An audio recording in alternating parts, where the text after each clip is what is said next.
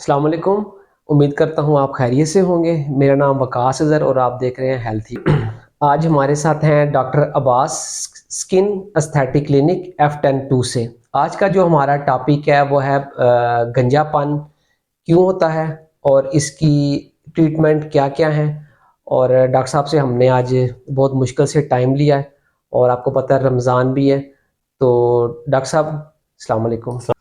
आजकल जो गंजपन आ रहा है उसकी काफ़ी सारी वजूहात हैं जिसमें आपका इन्वायरमेंटल फैक्टर है, आपकी जेनेटिक फैक्टर है, आपकी डाइट है और उसके साथ साथ आप क्या इंग्रेडिएंट्स या क्या प्रोडक्ट्स आप हेयर केयर के लिए इस्तेमाल करते हैं। ये सारी चीज़ें आपका स्ट्रेस फैक्टर है।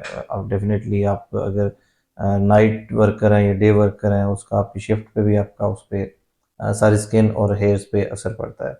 तो उस सारे को कामोफ्लेज करने के लिए आप नटशल में एक ट्रीटमेंट जो भी हम करते हैं, पहले तो हम मेडिकल ट्रीटमेंट करते हैं ताकि उसके जो भी हेयर फॉल की वजह है पहले उसे देख के बाज़-औक़ात सेबोरिक डर्मेटाइटिस होता है जिसकी वजह से बाल गिरना जिसे खुश्की कहते हैं, खुश्की की वजह से बाल गिरना शुरू हो जाते हैं। बाज़-औक़ात लोगों का ये भी इश्यू होता है कि वो कोई भी किसी किस्म का सर के अंदर इन्फेक्शन होता है जिसकी वजह से उनके बाल गिरना शुरू हो जाते हैं। तो ये सारी चीज़ें कंक्लूड करके पहले तो हम देखते हैं कि ये किस टाइप का हेयर फॉल है और उस टाइप के हेयर फॉल को मेडिकली ट्रीटमेंट करते हैं। उसके साथ-साथ अगर हेयर फॉल ज़्यादा है तो उसका पीआरपी प्लेटलेट रिच प्लाज़्मा उस पे अप्लाई करते हैं और साथ माइक्रो नीडलिंग करते हैं। बेसिकली पीआरपी आपका अपना ब्लड लेते हैं, उसमें से प्लेटलेट रिच प्लाज़्मा निकाल के दोबारा सर के अंदर इंजेक्ट किया जाता है। और इसका जो रिज़ल्ट आना शुरू होते हैं, ये तकरीबन दूसरे सेशन में आपको उसके रिज़ल्ट फ़ील होना शुरू हो जाते हैं। जब ये दोनों चीज़ें बाज़ लोगों के होता है कि काफ़ी ज़्यादा बाल गिरे होते हैं, तो उसपे प्लेटलेट रिच प्लाज़्मा असर नहीं करता।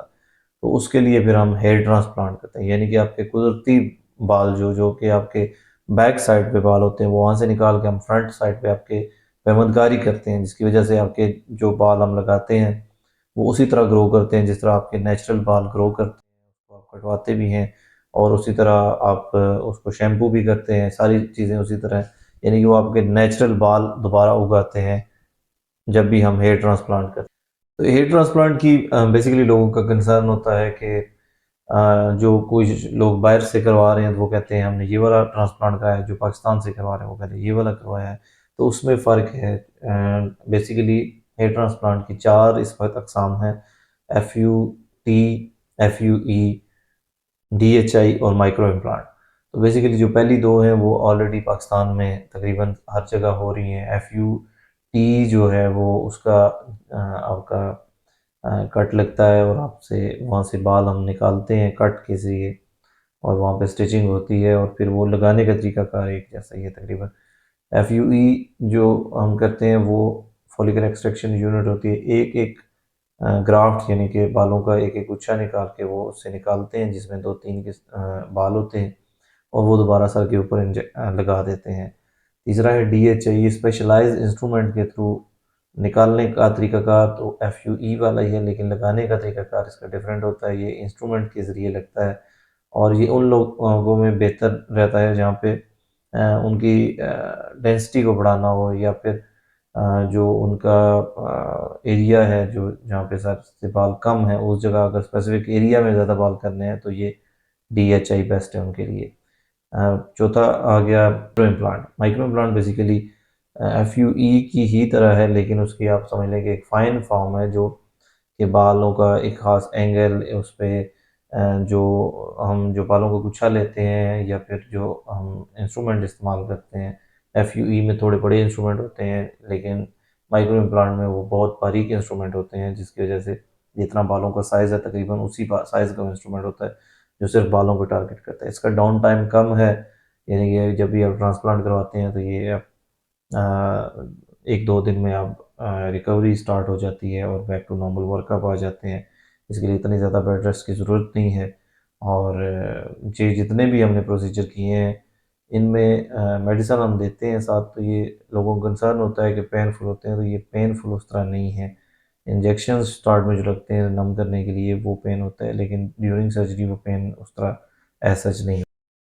बहुत-बहुत शुक्रिया डॉक्टर साहब, आपने बहुत मुफ़ीद इन्फॉर्मेशन दी। डॉक्टर साहब बस थोड़ा-सा बता दीजिएगा कि अगर हमारे व्यूअर्स अगर आपके पास आते हैं कोई ट्रीटमेंट करवाने के लिए, तो क्या मार्केट से उनको क्या डिस्काउंट वगैरह या इसमें आप कुछ उनको क्या बेनिफिट हो सकता है कि आजकल आपको पता है कि ओवरऑल जो है सिनेरियो क्या चल रहा है।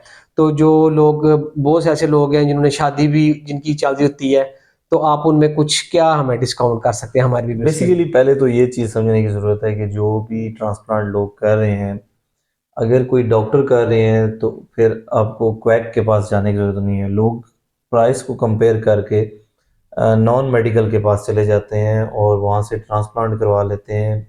चांसेस होते हैं कि बाज़-औक़ात वो ठीक भी ट्रांसप्लांट हो जाता है, लेकिन चांसेस ये भी हैं कि वो ख़राब भी हो सकता है। तो पहले तो जिसके पास भी जाएँ वो डॉक्टर ज़रूर होना चाहिए। और अगर आपने प्राइस कंपैरिज़न करना है तो फिर डॉक्टर के साथ प्राइस कंपैरिज़न करें, ना कि जो क्वैक के साथ डॉक्टर की कंपैरिज़न करें कि फ़लाँ जगह फॉर इंस्टेंस के वो 40,000 चार्ज कर रहा है, तो कोई डॉक्टर है वो 90,000 चार्ज करें या फिर 1,50,000 चार्ज करें। तो आपको समझने की ज़रूरत है कि वो डॉक्टर है। अगर आप डॉक्टर से करवा रहे हैं तो उनसे आप नेगोशिएशन कर सकते हैं थोड़ी बहुत के लिए।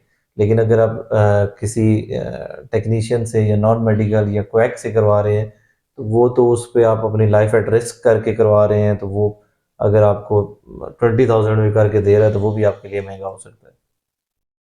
बहुत-बहुत शुक्रिया डॉक्टर साहब। आई होप कि आपको आज की वीडियो पसंद आई होगी। डॉक्टर अब्बास जो हैं उनका मैं नंबर जो है वो डिस्क्रिप्शन में डाल रहा हूँ। अगर आप डायरेक्टली भी कॉन्टैक्ट करना चाहें तो डॉक्टर अब्बास से हेयर ट्रांसप्लांट या स्किन की किसी भी ट्रीटमेंट के लिए आप स्किन एस्थेटिक क्लिनिक पे आ सकते हैं। इनका क्लिनिक जो है वो इस्लामाबाद F10 2